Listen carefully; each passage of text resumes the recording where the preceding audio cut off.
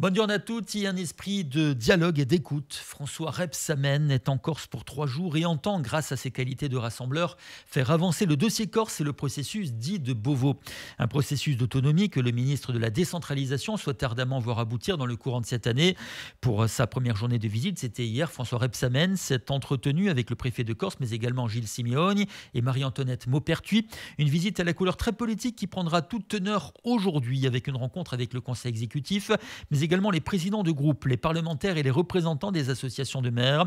Des entretiens pour prendre le pouls des attentes de la Corse et travailler ainsi à la future révision constitutionnelle. Justice toujours, un homme a été condamné ce lundi dans le cadre d'une procédure de comparution immédiate à 1 an de prison avec mandat de dépôt à la barre par le tribunal correctionnel de Bastille.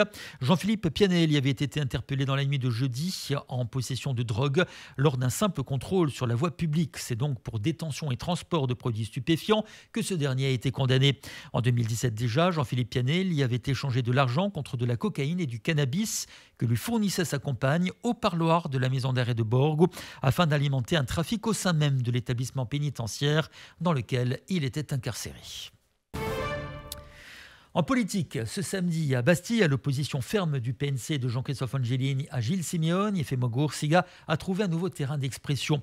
En effet, le parti autonomiste a organisé une réunion publique qui a attiré plusieurs dizaines de personnes pour sonner le début de son investissement d'opposition sur le terrain des prochaines municipales à Bastille. Une ville où pour l'heure, le PNC est quasiment inexistant, ce à quoi le parti veut remédier au plus vite. La Corse ne s'arrêtant pas, selon l'expression de Jean-Christophe Angelini, aux portes de Portivetu Sarteo Propia. Parmi les présents, l'ancienne tête de liste de gauche au municipal de 2020, Jean-Sébastien de Casalte, l'avocat Bastiet, qui a depuis démissionné de ses fonctions de conseiller municipal pour assurer plus sereinement sa défense dans le cadre de l'affaire de l'association Victoria, s'est longuement exprimé. L'occasion pour lui de fortement critiquer le bilan de Pierre Savelli, mais aussi de se féliciter de la démarche de Jean-Christophe Angelini. Jean-Sébastien de Casalte, qui verra son avenir judiciaire clarifié dans les semaines à venir, n'exclut pas de jouer un rôle dans la campagne des municipales à venir.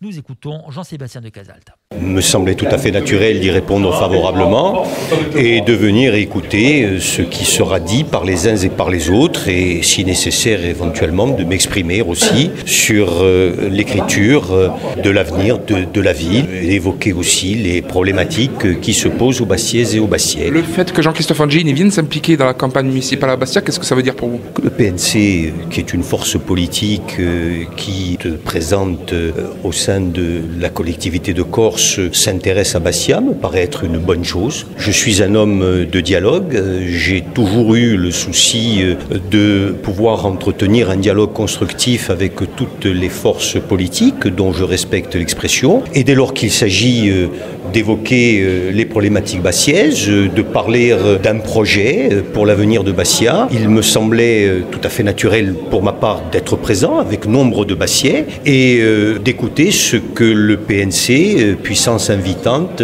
a à dire sur la situation de la ville. Alors on sait qu'en 2020, vous étiez à la tête d'une liste d'une partie de la gauche, que vous avez un peu pris la foudre, c'est le moins qu'on puisse dire, avec cette exposition-là. Quel sera votre rôle dans les municipales en 2026 ? Mon rôle en 2026, il aura à être défini, je l'espère, dans le cadre d'une dynamique d'union. Quand je dis qu'il aura à être défini, je veux dire par là que, pour ma part, je n'ai pas l'intention de me comporter comme le leader autoproclamé d'une démarche d'union qui pourrait s'engager. Ça ne correspond pas à mon fonctionnement, ça ne correspond pas à mon tempérament. Je crois que, pour ma part, je veux être tout simplement, à la place qui est la mienne, un facteur d'entraînement de cette union que j'appelle de mes voeux autour d'un certain nombre de forces politiques et de Bastiaises et de Bastiais qui se réclament de la société civile. Et aussi une envie de changement, de faire que Pierre Savelli ne soit plus le maire de la ville parce que son bilan, selon vous, est mauvais, c'est ça ? Bien évidemment. Vous savez que je suis dans le camp de l'opposition. Vous savez que j'ai porté un projet alternatif avec beaucoup d'autres et que collectivement, au sein de cette démarche politique que nous entendons aujourd'hui régénérer et bien évidemment amplifier, il nous appartiendra de porter à nouveau les couleurs d'une opposition qui, je l'espère, sera la plus large possible, qui défendra un projet fédérateur et un projet qui permettra à toutes les sensibilités de se reconnaître dans une dynamique collective. Le syndicat FO, Fonction publique section Corse, a adressé un courrier à Laura Marcangeli, au ministre de la Fonction publique, afin d'obtenir la revalorisation de l'indemnité compensatrice de frais de transport. Cette prime, rappelle l'organisation syndicale, est destinée à compenser financièrement le coût de l'insularité dans le pouvoir d'achat des agents publics de l'île par rapport aux fonctionnaires sur le continent. Elle n'a pas été revalorisée depuis 2012 et ne répond plus aujourd'hui à sa mission de compensation de la perte de pouvoir d'achat selon FO. L'absence de revalorisation de cette indemnité depuis 13 ans dégrade encore plus les conditions de vie des agents publics dans une région que l'INSEE classe parmi les plus pauvres de France métropolitaine, une région où l'emploi public demeure pourtant un poumon économique essentiel, précise le courrier.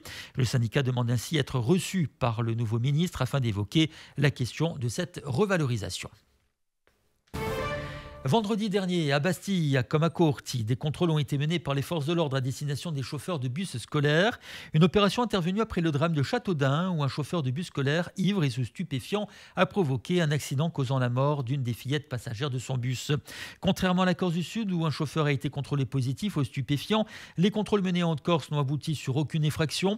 Le préfet de Haute-Corse, Michel Prozic, assure que ces contrôles ont lieu régulièrement, y compris en temps normal. Nous écoutons Michel Prozic, préfet de Haute-Corse. Après le drame de Châteaudun en Eure-et-Loire, où une jeune fille est décédée à l'issue d'un accident d'autocar scolaire avec un conducteur sous l'emprise de stupéfiants, nous avons décidé cette semaine de multiplier les contrôles dans les autocars qui transportent des enfants et des adolescents, sachant que toute l'année on fait des contrôles en l'occurrence.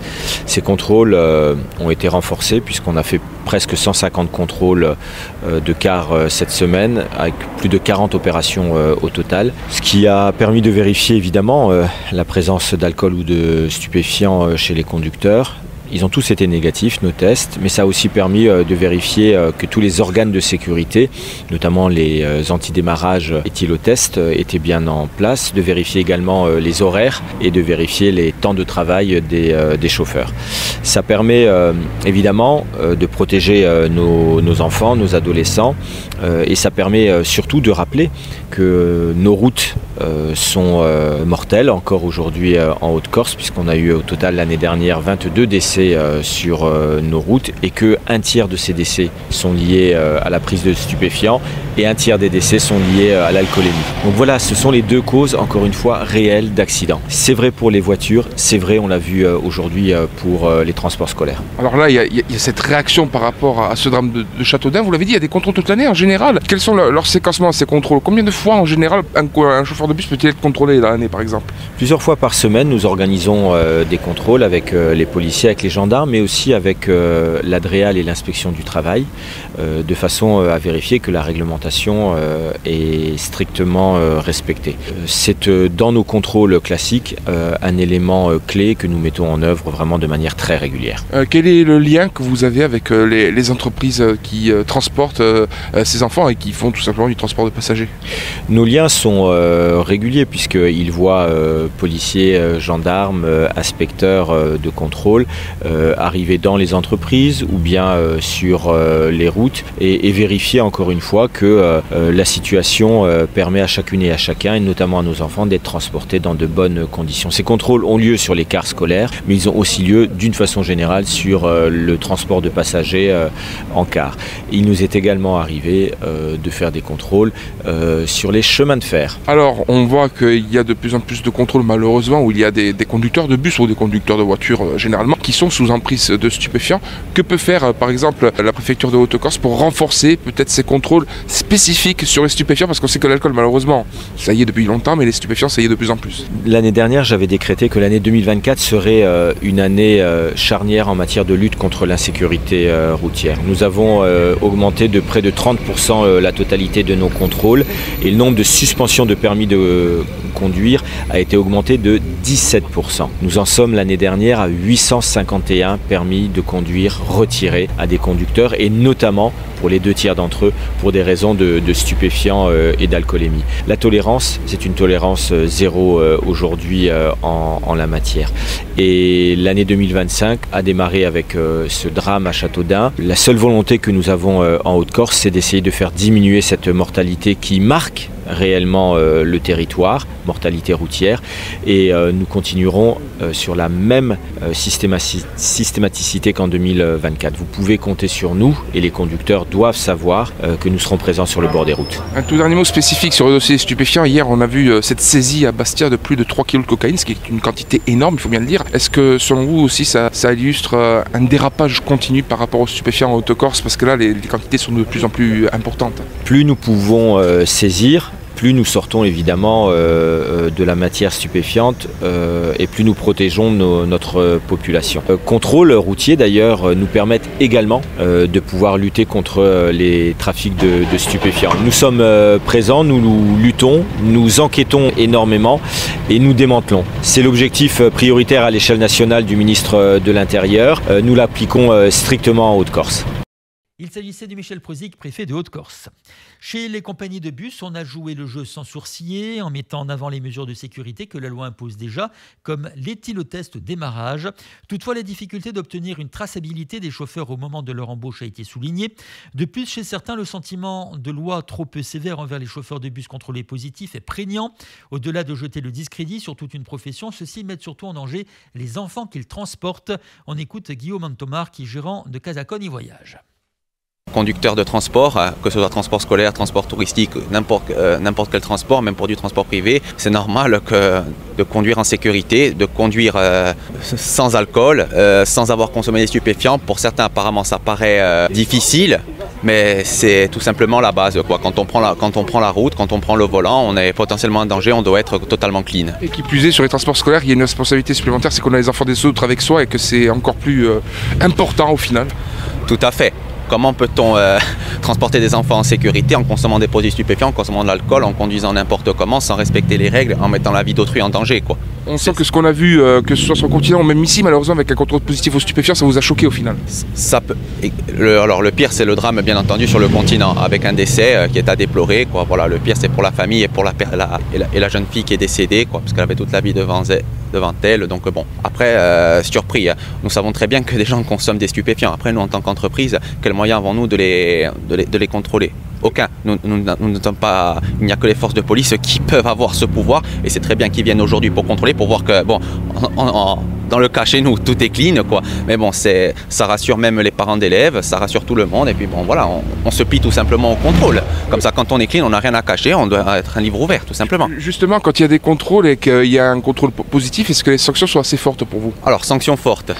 À savoir, quand on consomme des stupéfiants, je ne sais même pas la peine maximum qui est encourue. Après, il faut qu'il y ait des peines dissuasives, de dire que dès qu'on sortira du cadre, on sera sanctionné de telle manière qu'on ne pourra pas recommencer une deuxième fois. Et là, je pense que ça dissuadera. Peut-être que effectivement, les peines ne sont pas assez lourdes, ne sont pas assez dissuasives, et que les gens, on le voit en France, de plus en plus de contrôles sur route, que ce soit professionnel ou sur des transports privés, se font sous stupéfiants. Ça veut dire que les individus n'ont pas peur des sanctions. Donc je pense qu'il faut taper plus fort sur les sanctions. Un dernier mot, en tant que chef d'entreprise, lorsque vous recrutez un chauffeur, quels moyens vous avez pour vérifier, entre guillemets, sa traçabilité, le fait qu'il soit clean? Aucune. Nous pouvons demander un casier judiciaire, un extrait du casier judiciaire, une partie, l'extrait du casier judiciaire, parce que nous n'avons pas le droit d'avoir tout. Après, nous sommes tenus de leur faire passer une visite médicale à la médecine du travail, qui valide ou pas pour valider le fait que le salarié est en bonne santé, que rien ne s'oppose à ce qu'il conduise. Après, il y a une visite médicale du permis également, mais nous, concrètement, nous ne pouvons pas vérifier s'il y a une addictologie ou quoi. Ce n'est pas du tout dans nos cordes et dans notre champ de vision. Un tout dernier mot, on sait qu'il y a les éthylotests de démarrage depuis quelques années. Selon vous, faut-il peut-être aussi d'autres dispositifs, notamment par rapport aux stupéfiants? Alors oui, nous avons les éthylotests anti-démarrage depuis 10 ans. Tous les véhicules sortent maintenant neufs équipés de ces systèmes. C'est un bon système, malgré qu'il ne soit pas infaillible, parce qu'il peut y avoir, comme tout système électronique et nouveau, des ratés. Bon, après c'est quand même dissuasif, c'est très bien, quoi. Après, des autres contrôles, oui, mais bon, en sachant que la personne qui veut frauder, fraudera quand même. Essaiera toujours de frauder. Ce n'est pas parce que le vol est interdit en France que les gens ne volent pas, que les cambriolages ne se... Après, je le répète, c'est des sanctions, ce n'est pas pour remuer le couteau dans la plaie, mais il faut des sanctions pour ne pas qu'on arrive à un drame comme sur le continent. Nous sommes le mardi 11 février 2025. Le ciel est variable à très nuageux aujourd'hui sur l'ensemble de l'île. Dans l'après-midi, le ciel sera même couvert, notamment en Haute-Corse et sur la façade orientale. Ailleurs, les nuages seront également nombreux, mais quelques éclaircies seront toujours possibles ici et là, notamment sur le quart sud-ouest. En soirée, le ciel commencera à se dégager par l'ouest et sera au pire voilé, tandis que quelques rares averses seront attendues dans le centre de l'île. Le vent, quant à lui, est faible et les températures stationnaires toujours aussi douces pour la saison, jusqu'à 15 degrés pour Aiac, au Bastia, à Portivete, au Bonivaz, au 14 à Calvi, ou la Prupia, 13 à Sarthe, 8 ou 12 à Rulianuzzic, ou 11 à Corti, Cervione, Pietralba, 10 à Prunello di Fiumorbo. C'est la fin de ce journal sur Alta Frequenza. Je vous remercie de votre attention et vous donne rendez-vous tout de suite pour votre agenda culturel.